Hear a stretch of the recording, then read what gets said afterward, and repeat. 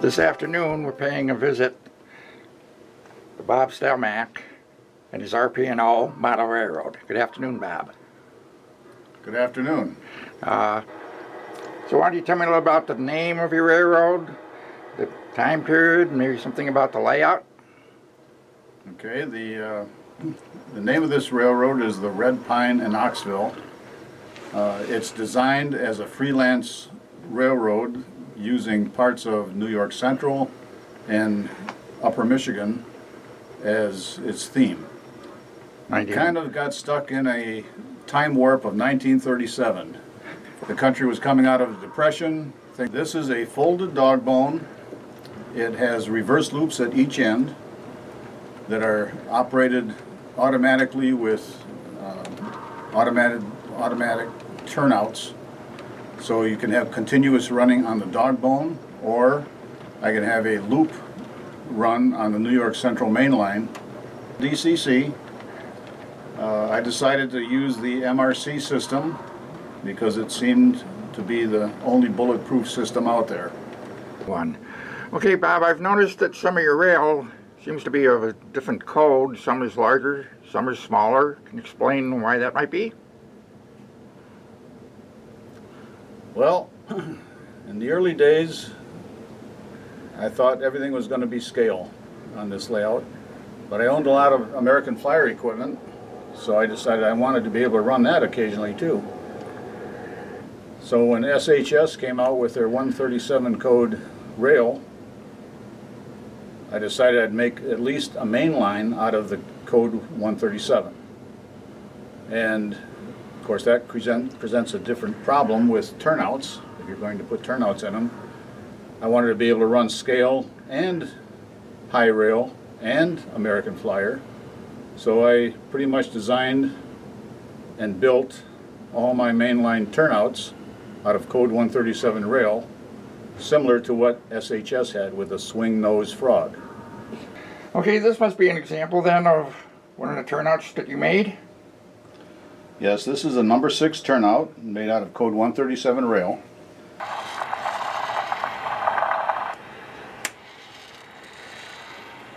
How about downtown Knoxville?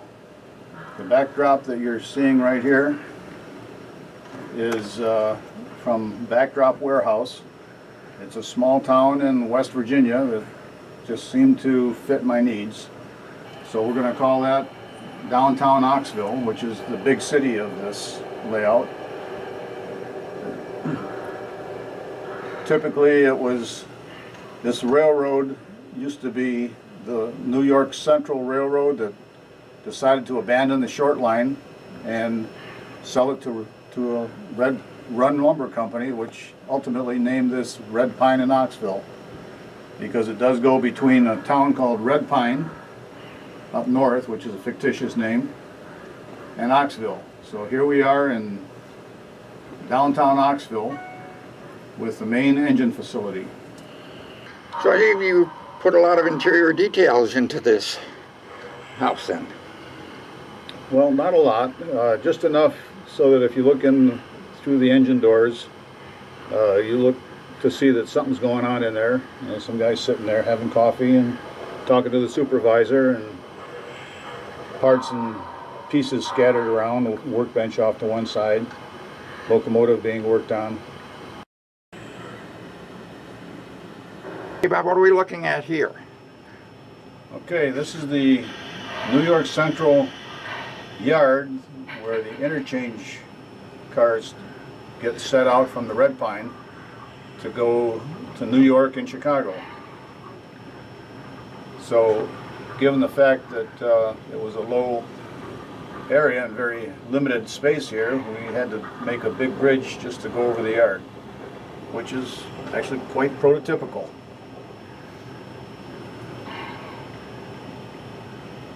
Those bridges are made from Plasticville kits, modified, spliced, added to, and glued together just to get the spans that I needed and the detail that's necessary. Very good. And as we move along, where are we looking at right now? Okay, this is the maintenance of way yard. This is a little work train sitting there. We store some parts and a bunch of junk. We got a snow plow there waiting for some nasty weather. And this is just a place to park a train and repair things as they need it. Okay, and what's this here now that we're looking at around this curve? Okay, this is the future Rifle River. On this lower main line, which is the New York Central, there will be a fairly modern bridge. On the upper line, there will be a rickety old wooden bridge, and that has yet to be carved into the layout.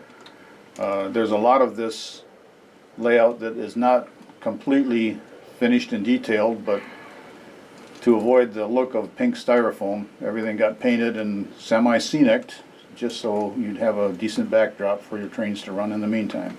Oh, and what do we have here then? Okay, this is a representation of what I believe the very first coal mine in Michigan must have looked like.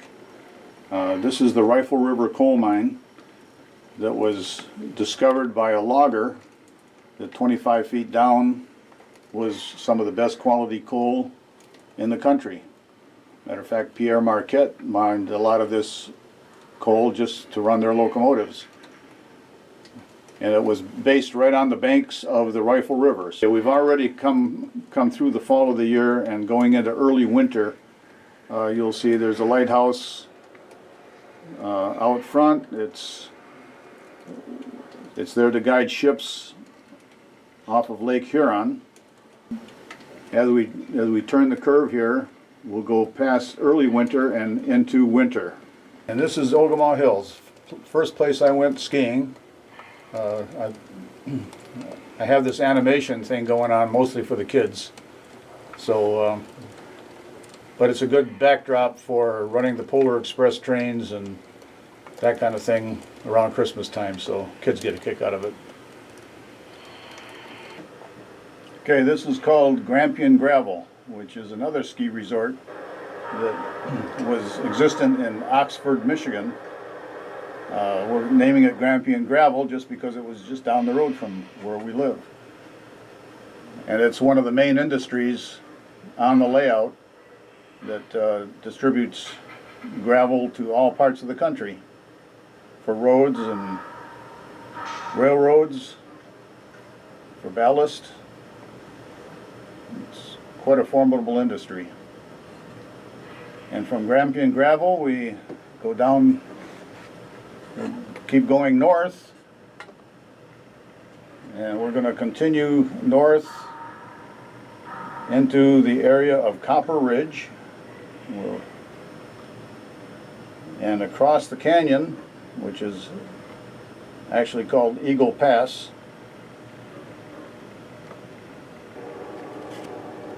will be the town of Red Pine, which is still under development. I see you've made some alterations since we were here last. This is the new town of Heartland. It's the town my wife lived in for almost 40 years, and we decided it needed to be represented on the layout. So they used to just have a red pine main line going through here with a bunch of hills, and now it's a major interchange with the Pierre Marquette, and it's got its own water tank and train station. It's got the Heartland Mill and a siding that disappears into the backdrop.